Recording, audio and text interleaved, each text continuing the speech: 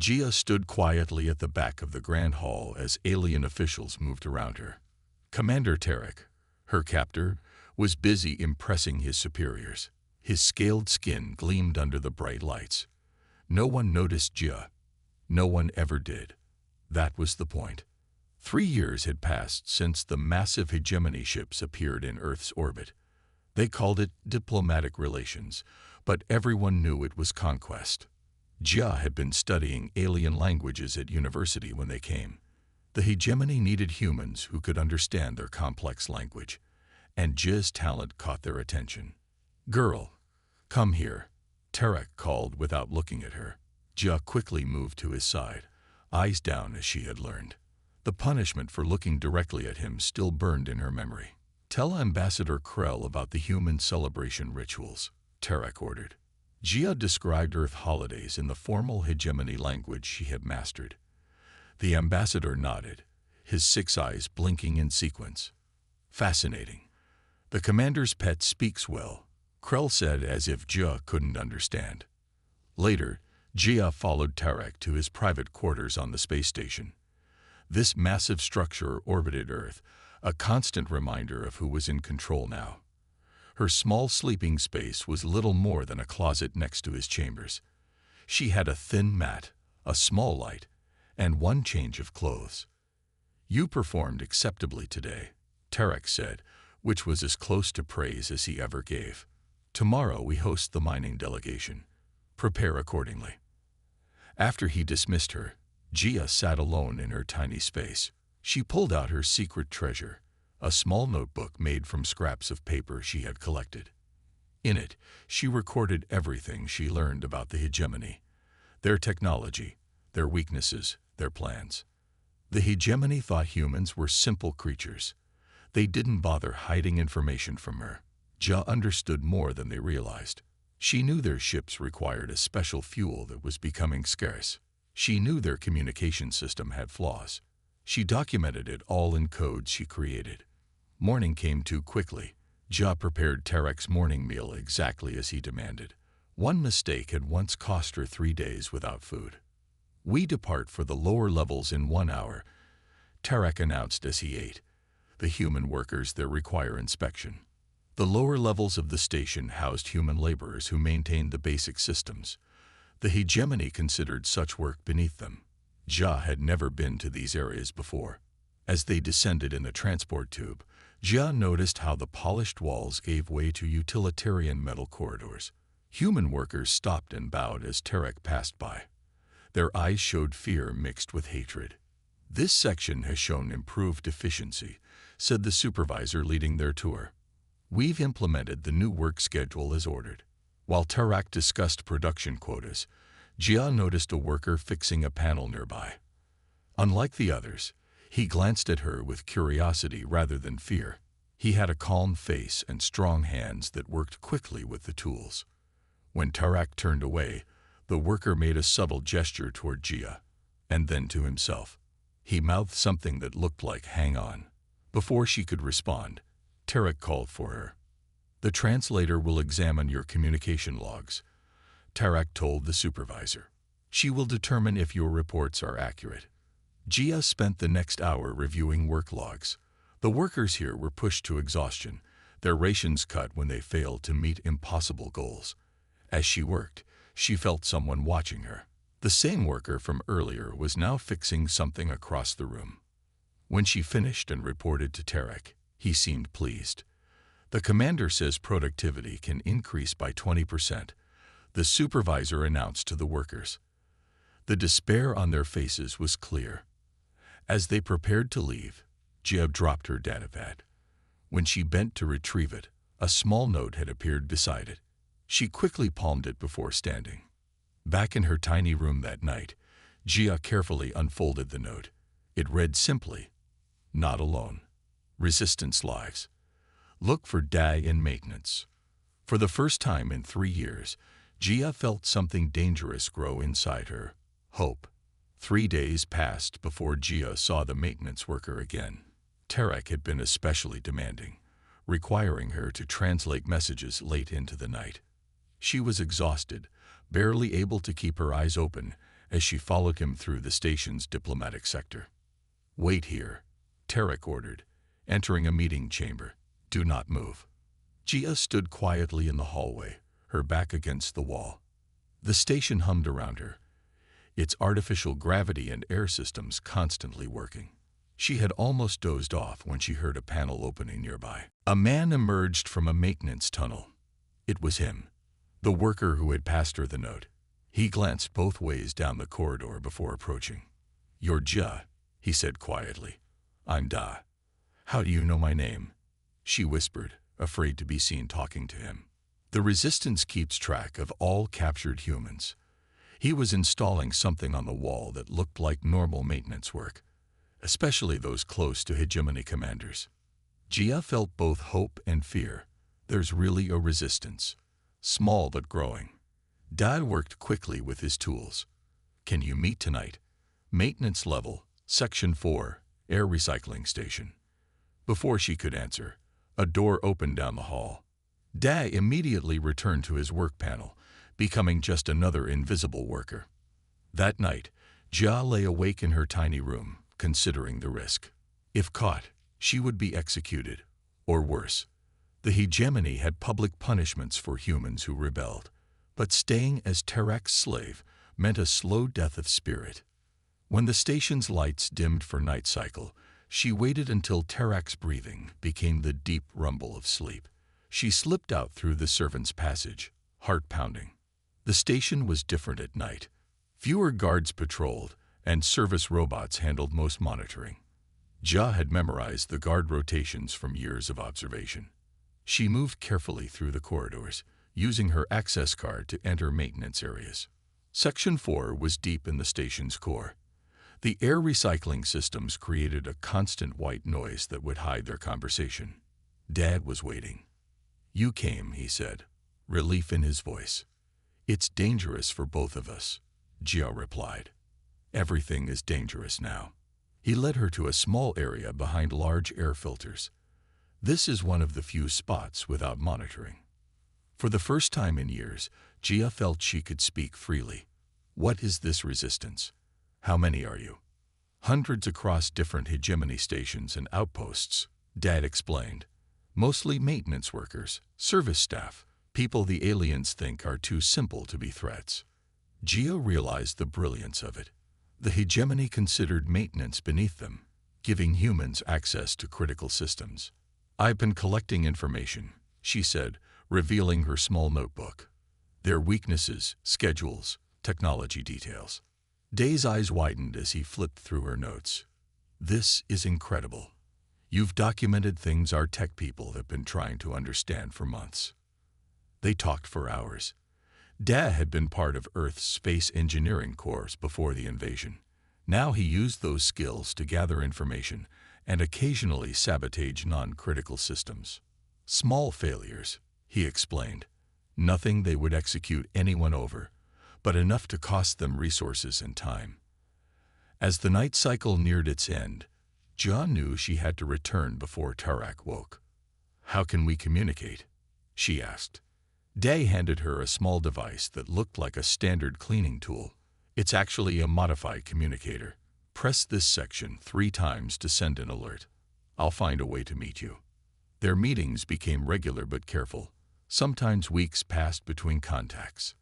Ja would slip away during station events when Tarak was distracted. Dad would create minor maintenance issues near where she would be. One night, Day brought her a real cup of coffee, a luxury humans rarely tasted anymore. "Where did you get this?" she asked, savoring the aroma. "We have our ways," he smiled. "A small trading network operates between the stations." As they sat together, shoulders almost touching in the small space, Gia realized how starved she had been for normal human contact. Tarak treated her like a tool, not a person. "Sometimes I forget what it was like," she whispered.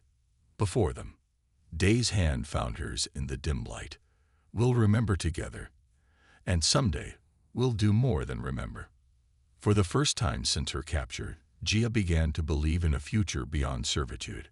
Their connection was dangerous, forbidden, and the only thing keeping her hope alive. The day of the rebellion began like any other. Jia woke before Tyrant, preparing his morning meal exactly as he demanded. 6 months had passed since her first meeting with Da. In that time, their secret network had grown, with information flowing between various sections of the station. "You will attend me at the Central Command meeting today," Tyrant informed her as he ate. "The Supreme Leader is concerned about system failures across the network." Jia kept her face carefully blank. Those failures were part of the resistance plan, small disruptions growing more frequent, stretching the hegemony's resources thin. "Yes, Commander," she replied, eyes downcast. In her pocket was Day's communication device. 3 short pulses sent earlier that morning had confirmed the message. Today was the day. The Central Command chamber was filled with high-ranking hegemony officials when they arrived. Jia stood behind Tyrant's chair, as was expected of a personal servant. She counted the guards, 6 at the doors, 4 more positioned around the room. "These disruptions are no longer coincidental," the Supreme Leader was saying. "We have evidence of human interference." Jia's heart raced, but her face remained calm. Had they been discovered? Impossible, another commander argued. Humans lack both the intelligence and courage for coordinated resistance. Tyrant nodded. "My human has served me for years without incident. They are docile when properly managed." As if responding to his words, the lights flickered. Then they went out completely. Emergency systems activated moments later, bathing the room in dim red light. The commanders rose in alarm as their communication devices all sounded simultaneously. "Multiple system failures reported across all levels," announced an automated voice. "Security protocols compromised." Chaos erupted.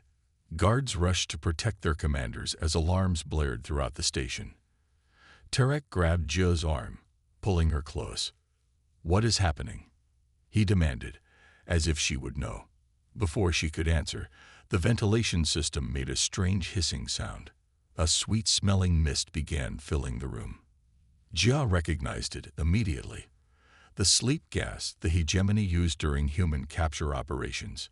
She held her breath as alien bodies began slumping to the floor. Tyrant's grip weakened as he fought against the gas. "You," he said, realization dawning in his eyes before they rolled back, and he collapsed. The doors slid open. Dai and 3 other resistance members rushed in, wearing breather masks. He tossed one to Jia. "Right on schedule," he said, checking the unconscious commanders. "The gas will keep them out for 20 minutes. We need to move fast." Jia followed them through corridors now filled with confused aliens and emboldened humans. The carefully planned rebellion was happening simultaneously across multiple stations in the hegemony network. "We've taken control of the communication hub," a woman in maintenance coveralls informed them as they passed. "Transport bay is secure. Shuttles are being prepared." Not everything went smoothly. As they reached the central junction, a squad of hegemony soldiers appeared, weapons raised. The resistance fighters ducked behind barriers as energy blasts scorched the walls. "We need to reach the control center," Dai shouted over the noise. "The override codes won't work unless we're there physically." Jia grabbed his arm. "There's another way. Through the commander's private access tunnels." She pointed to a seemingly solid wall panel. "My access card will open it." The tunnels were narrow, designed for the hegemony elite to move through the station unseen. They emerged just 2 corridors from the control center. Almost there, Dad encouraged as they rounded the final corner. A massive form blocked their path. Commander Tyrant stood before them, having recovered from the gas faster than expected. His weapon was aimed directly at them. "My trusted translator," he hissed at Jia. "I should have known humans cannot be civilized." "We were never meant to be slaves," Jia replied, standing taller than she had in years. Tyrant's finger tightened on the trigger. "Then you will die free." The shot never came. A maintenance panel behind Tyrant burst open, and a resistance fighter tackled him from behind. In the struggle, Tyrant's weapon discharged, hitting the ceiling. Sparks showered down as the fighters wrestled on the floor. "Go!" shouted the resistance member. Complete the mission. Dad pulled Gia toward the control center. Inside, they found two humans already working at the consoles. We've got access to all systems, one reported, but the hegemony fleet has been alerted. We have maybe 10 minutes before they lock us out remotely. Gia stepped forward. I know the override codes. Her years of silent observation had value now. This will disable their ability to control the station from outside. As she entered the final sequence, the station's main lights returned to full power. The announcement system came to life with a human voice. Attention all station personnel. Central command has been secured. All sectors report in. The liberation of Orbital Station 7 is complete. Cheers echoed through the corridors, but Gia knew this was just the beginning. What now? She asked as they watched humans taking control of monitoring stations. Now, he said, we get you to Earth. You're carrying the most valuable intelligence in human history. The escape shuttle shuddered as it entered Earth's atmosphere. Gia gripped the worn seat restraints, knuckles white. Through the small viewport, flames flickered past as the heat shield did its work. 6 people shared the cramped space designed for emergency evacuations, not comfort. Final approach in 3 minutes, announced the pilot, a former cargo hauler who had joined the resistance early. Braced for turbulence. The rebellion had succeeded beyond anyone's expectations. 7 hegemony stations had fallen to coordinated human uprisings, but the alien empire still controlled most of Earth's surface. Their only hope was delivering the intelligence Gia carried to the remaining resistance forces. Gia touched the data chip implanted under her skin. It contained everything. Hegemony fleet movements, weapon specifications, communication protocols, and most importantly, the location of their central command structure. During her years serving Tyrant, she had collected information the aliens never thought she would understand. She looked around at the other passengers. Day sat beside her, his face tense but determined. They had been separated during the final escape from the station. Hegemony fighters had pursued them, and Jia's shuttle had launched without him. For 3 terrifying days, she hadn't known if he was alive until the shuttle rendezvoused with hers above Earth. Approaching landing zone, the pilot called out. Prepare for rapid exit. The forest clearing appeared suddenly below them. The shuttle touched down hard, bouncing once before settling. The door hissed open, letting in the smell of real air, earth, plants, water. Scents Jia had almost forgotten after years in recycled station atmosphere. Armed figures emerged from the tree line, weapons ready. Identification code. Demanded a woman whose face was partially concealed by a camouflage mask. Starling 7, replied their pilot, using the resistance recognition phrase. The tension eased slightly. The resistance fighters helped them from the shuttle, quickly leading them into the forest as others camouflaged the landing site. We need to move, the woman explained. Hegemony patrols scanned this area every 30 minutes. Transport is waiting 3 kilometers east. They hiked through dense forest, moving as quietly as possible. Jia struggled to keep up, her muscles weak from years in artificial gravity. Guy stayed close, helping her over fallen trees and through difficult terrain. The meeting point is just ahead, their guide finally announced. A collection of rusted vehicles waited in a hidden clearing. They were loaded into covered trucks and driven for hours along forgotten back roads. Jia fell asleep against Da's shoulder, exhaustion finally overwhelming her. She woke to flickering electric lights in an underground bunker. The resistance headquarters was housed in an abandoned mine complex, safe from hegemony sensors. You're finally here, said an older man who introduced himself as General Park. We've been waiting for this day for years. In a secure briefing room, Jia had the data chip removed and connected to their systems. As the information appeared on screens around the room, resistance leaders gasped. This is everything, whispered a technology specialist. Ship vulnerabilities, command codes, patrol schedules. General Park turned to Jia. How did you get all this? They never thought I was watching, she replied simply. They saw me as furniture, not a person. Planning began immediately. For the first time, humans had a complete picture of hegemony operations on Earth. The data showed something crucial. The aliens were stretched thin, their resources depleted from maintaining control across too many conquered worlds. Days blurred together as Jia worked with intelligence analysts, explaining details about hegemony technology and behavior. Day was assigned to a strike team, preparing for coordinated attacks on alien communication centers. The night before the operations were to begin, Jia found Day sitting alone outside the bunker entrance, looking at the stars. "I might not see you for a while," he said as she sat beside him. Strike teams would be deployed worldwide, with no guarantee of return. "I'll be here," she promised. "Someone needs to coordinate the intelligence operation." Above them, faint lights moved across the sky. Hegemony ships maintaining their watch over Earth.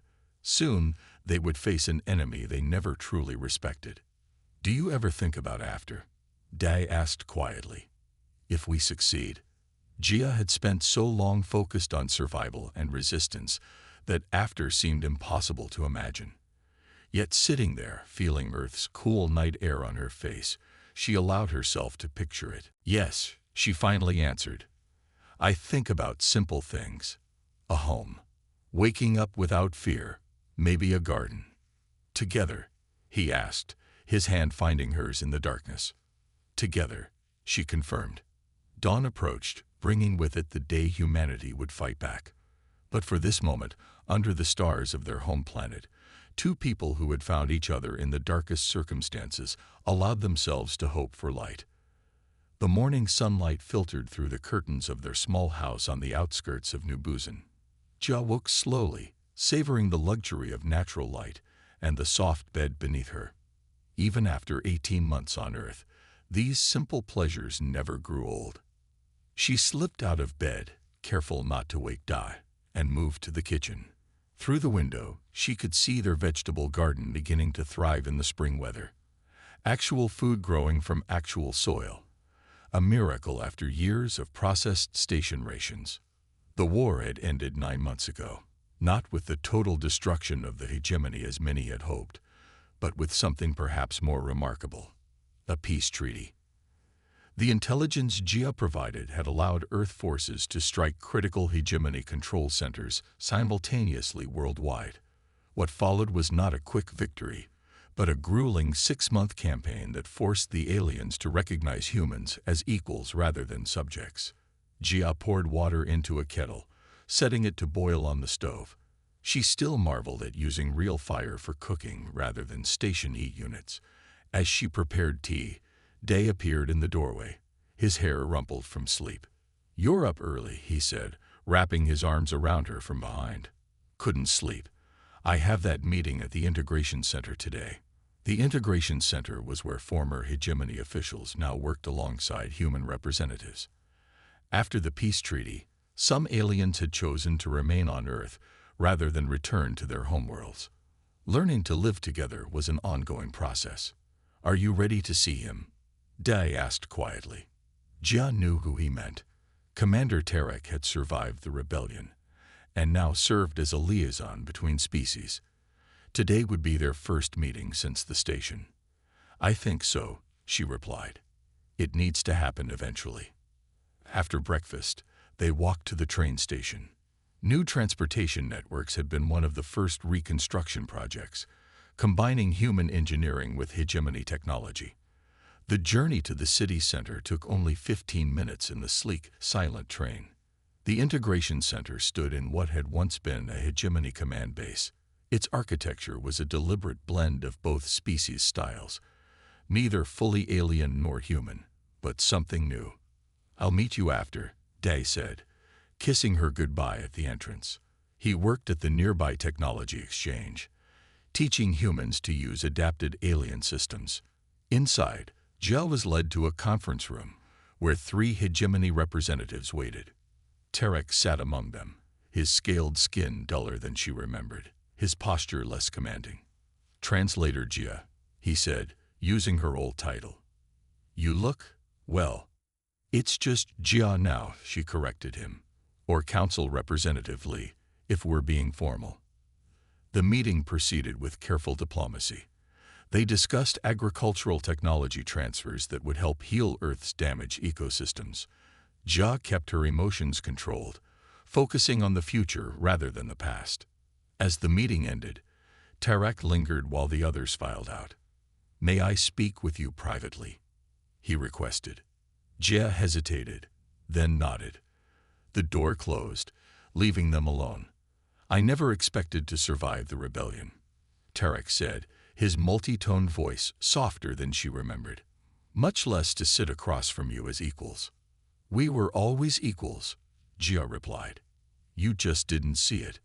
Tyrant's head tilted in the hegemony gesture of acknowledgement. "That is precisely what my species is learning. Our empire spanned 12 systems, yet we understood so little." He placed something on the table between them, a small metal disc that Jia recognized as her translator badge from the station. "I kept this, a reminder of my failures." His inner eyelids blinked slowly. "The Hegemony Council has asked me to offer you something, a position as Chief Diplomatic Advisor for Earth Hegemony Relations." Jia stared at him, shocked. "You want me to work for you again?"